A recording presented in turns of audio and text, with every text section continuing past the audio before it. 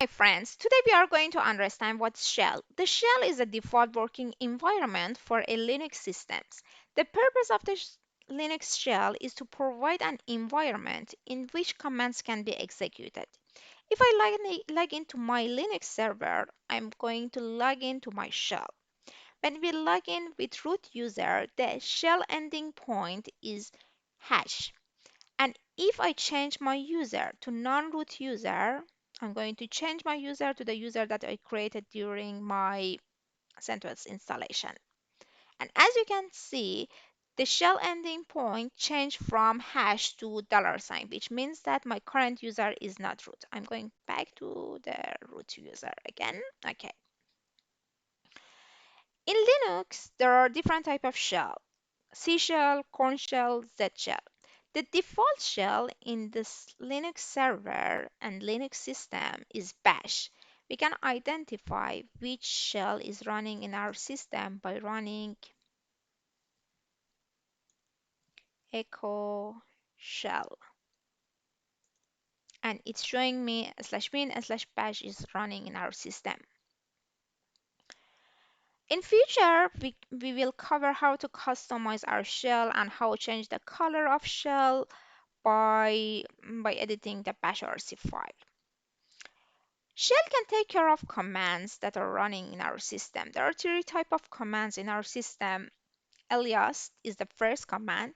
The shell mm, take care of that. If I run alias, you can see there are sort of commands that are defined as alias. For example, rm. Rm is a dangerous command. Be careful about that. rm is equal to rm-i, which means that if I create a file and if I remove that file in my system, it's going to ask my confirmation for removing the file because it's running as interactive mode. Also, you can define a alias. You can define a command as alias. For example, I'm going to run ls as my own name, Hana. And if I run Hana slash,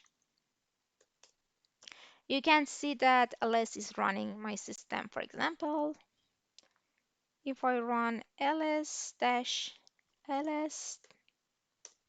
you can see that ls is running instead of my name. And by running an alias, I'm going to check the alias content, and the fifth line is alias Hana equal to ls. And by running an alias,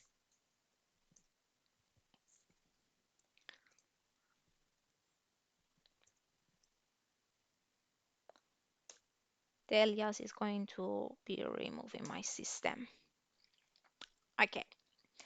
The second command type is internal. You can and this command is the built-in command that is running in our system. You can identify which command is built in by running type.